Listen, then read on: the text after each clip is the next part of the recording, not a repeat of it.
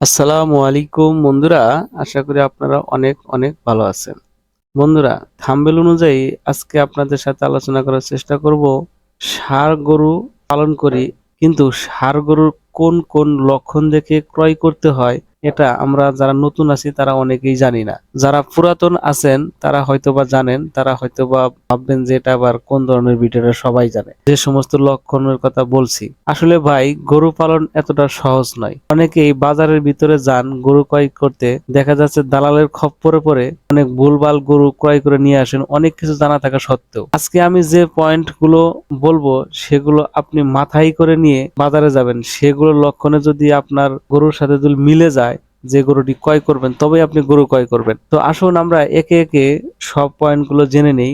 10টি পয়েন্ট। তো নাম্বার 10, প্রথমেই 10 নাম্বার যে বিষয়টি, উজ্জ্বল কালার চুজ করা। উজ্জ্বল কালার বলতে একটা গরু দেখতে পাচ্ছেন কালো বা লাল, কিন্তু সে গরুটি বড় হলে যখন 4 মণ 5 মণ বা 7 মণ 8 মণ মাংস শরীরে ধরলে সে গরুটির কালার কি কি রকম আসবে, ফ্যাকাশে দেখা যাবে, না কুচকুচে কালো দেখা যাবে, না টকটকে লাল দেখা যাবে, গরু কি তেল তেলে করবে কিনা, এটা আপনাকে আগে অনুমান করে নিতে হবে। অনেক গরু আছে ফ্যাকাশে কালার হয়ে যায়, তো ফ্যাকাশে কালার হলে দাম কম হবে এরকমটা না যে একেবারে দাম হবে না। হ্যাঁ, তবে টকটকে কালার উজ্জ্বল কালারের চেয়ে সবসময় 5,000 টাকা বা 2-3 হাজার টাকা হলেও সে গরু কম বিক্রি করতে হয়। সেজন্য গরু যেহেতু আপনি পালন করবেনই, সেহেতু একটু কালারের দিকে আপনাকে নজর দিবেন, কারণ টকটকে কালারের গরু যে পরিমাণ যত্ন করবে, গরু যেহেতু পালন করবেনই সেহেতু যদি কালার মেনটেন করে পালন করতে পারেন, পরিশ্রম খাদ্য সবই সমানই থাকবে। মাঝখান থেকে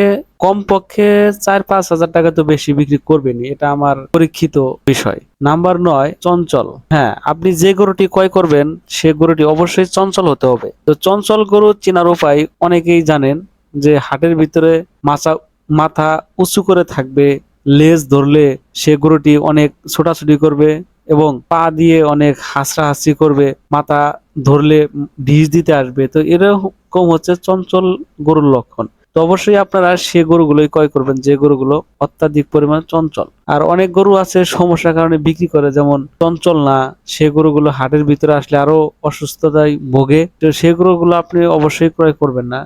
গরুগুলো কম দামে দিলেও আপনি ক্রয় করবেন না।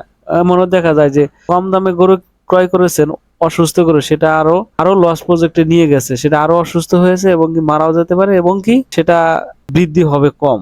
নাম্বার 8, চামড়া মোটা গরু। তো অনেকেই বলবেন আপনাকে যে চামড়া যেগুলো ঢিল আছে পাতলা আছে সেগুলো ক্রয় করেন, কিন্তু আমি এখানে একটু ভিন্ন মত দিচ্ছি। আমি অনেক পরীক্ষা করে দেখেছি যে চামড়া যেগুলোর মোটা সে গরুগুলো অল্প দিনের ভিতরেই তার শরীরে মাংস ধরে, আর চামড়া যেগুলো একেবারে পলিথিনের মতো পাতলা, চামড়া নড়তেছে, তো সে গরুগুলো অনেক হইতে চায় না। আমি অনেক পরীক্ষা করে দেখেছি, এবং চামড়া মোটা গরু সে গরুটির শরীর অনেক ছেড়ে দেয়। ভালো খাবার দাবার, ভালো করে গোসল করালে, ভালো করে যত্ন নিলে সেই গরুগুলো অল্প দিনে হুষ্টপুষ্ট হয়ে ওঠে। নাম্বার 7, পায়ের গোড়ালি মোটা। হ্যাঁ, এটা অত্যন্ত গুরুত্বপূর্ণ বিষয়। তো যত নাম্বারের কমের দিকে যাচ্ছে তত কিন্তু গুরুত্বপূর্ণ বিষয়গুলো উঠে আসতেছে। পায়ের গোড়ালি অবশ্যই মোটা থাকতে হবে। যে সমস্ত গরুর পা চিকন বা গোড়ালি চিকন, এগুলো কিন্তু ক্যালসিয়াম কম। অনেক গরু আছে যে পা এর গোড়ালি চিকন থাকার কারণে গরুকে যখন ভালো যত্ন করছেন, ভালো খাবার দিচ্ছেন, সে গরু এক সময় কিন্তু এরকম লোড নিতে পারে না তার পায়ে। দেখবেন যে সে গরু অনবরত শুয়ে থাকবে, অনবরত ছোট পা আঁচড়াবে বা পরবর্তী টাইমে খেতে চাবে না, মানে নানান জটিলতায়। তো অবশ্যই আপনাকে যে গরুগুলো পা মোটা, যেমন একটা গরুর শরীরে 8 থেকে 9 মণ মাংস ধরলে তার পায়ের উপরে কি পরিমাণ লোড আসবে সেটা ক্যালকুলেশন আপনাকে আগেই করতে হবে। তো এজন্যই পায়ের গোড়ালি মোটা ক্যালসিয়াম যুক্ত বাছুর সেগুলোই কিন্তু আপনি ক্রয় করবেন। নাম্বার 6, কুচ বড়। তো এখানে কুচ বা গজ অনেকেই চোট বলেন, সেটাই বলেন যে গরুর সবচেয়ে উপরের অংশে থাকে, মাথার পিছনে, দাঁড়ার সামনে। তো এইটা হচ্ছে সৌন্দর্যের প্রতীক। তো এটা যত বড় থাকবে, মোটা থাকবে, একটু খাড়া থাকবে, তত কিন্তু সৌন্দর্য দেখা যাবে। গরু ছোট হলেও সেটাকে ভয়ঙ্কর সিস্টেম দেখা যাবে। কাস্টমারের চাহিদা বা কাস্টমারের আকর্ষণ কিন্তু গরুর প্রতি বাড়বে। অবশ্যই এই বিষয়গুলো খেয়াল করবেন যে কোন গরুটির কুচ বা চোট বড় হবে সে গরুটি আপনি ক্রয় করবেন। নাম্বার 5, শিং খাটো গোড়া মোটা। তো অনেক গরুর আছে যে শিং মুড়া আকারের হয়, গ্রাম অঞ্চলে মুড়াও বলে, থুবড়া বলে বা খাটো বলে। তো এই টাইপের যে শিংগুলো আছে, শিংওয়ালা গরুগুলো আছে, সেগুলো আমি দেখেছি পার্সেন্টেজ একটু বেশি এগিয়ে আছে মোটা তাজা হওয়ার ক্ষেত্রে। প্রায় সময় আপনি দেখবেন যে হাটের ভিতরে যে সমস্ত গরুর ওয়েট 7 মণ 8 মণ, এই সমস্ত গরুর শিং ম্যাক্সিমামই আমি 80% গ্যারান্টি দিতে পারি, 80% গরুরই শিং খাটো এবং শিংয়ের গোড়া মোটা। পর নাম্বার 4, কান বড়। হ্যাঁ, কান এটা যতটা সৌন্দর্য দেখা যায়, একটু বড় হবে, বড় হলে সে গরুটির সৌন্দর্য বাড়ে। আর গরু বড় আকারের হবে কিনা তার কান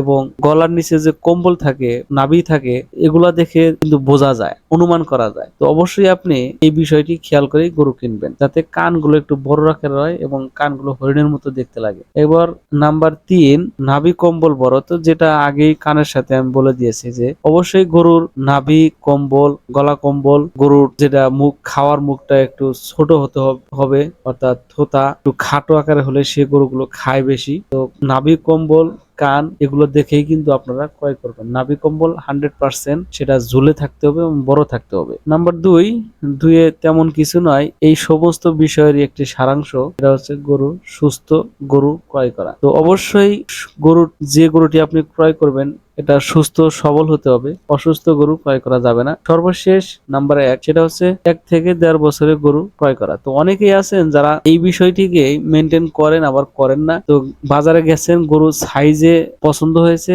বা হুষ্টপুষ্ট দেখছেন, বাছুর ক্রয় করে নিয়ে আসছেন, কিন্তু বাছুরটি আদৌ 6 মাসের বা 8 মাসের এখনো দুধের যে একটা নেশা বা দুধ ছাড়েনি, বা প্রতিদিন বিকেলে 1/2 কেজি বা 1 কেজি করে দুধ সে মায়ের থেকে খাইতো, এখন মাকে আলাদা বিক্রি করা হয়েছে, যার কারণে এটাকে আবার আলাদা বিক্রি করছে। তো এই বাছুরটি যখন আপনি নিয়ে যাবেন বাসা বাড়িতে, তখন দেখা যাচ্ছে যে বাছুরটি এই যে দুধের নেশা সেটা কাটেনি এবং মায়ের সাথে ঘুমানোর অভ্যাস কাটেনি। তো সেজন্য দেখা যাচ্ছে গরুটি আলটিমেটলি ভাবে 3 মাস বা 2.5 মাস কমপক্ষে একটু চেঁচামেচি করবে, হাম্বা হাম্বা করবে, এদিক ওদিক তাকাবে, ছটফট করবে, এ কিন্তু ঠিক মতো খাবে না। এই যে তার দুধ দিয়ে গড়া শরীর, পুষ্টপুষ্ট শরীর, এই শরীরটি একসময় ভেঙে পড়বে। ভেঙে পড়ার কারণে এই গরুকে আবারও আপনার ট্রিটমেন্টের মাধ্যমে, ভালো খাবারের মাধ্যমে আগের অবস্থায় ফিরিয়ে নিয়ে আসতে অনেক পরিশ্রম করতে হবে। অনেক, এখানে দেখা যাচ্ছে যে 2.5 মাস এমনি পালন করলেন, আবার সেটাকে সাবেক অবস্থায় নিয়ে আসতে আরো 2.5 মাস থেকে 3 মাস লাগবে। দেখা যাবে যে এই গরুর পিছনে 6 মাস এমনিতেই ওয়েস্টেজ হয়ে যাবে। এই 6 মাসে আপনার কস্টিং যাবে অনেক। এজন্যই আপনি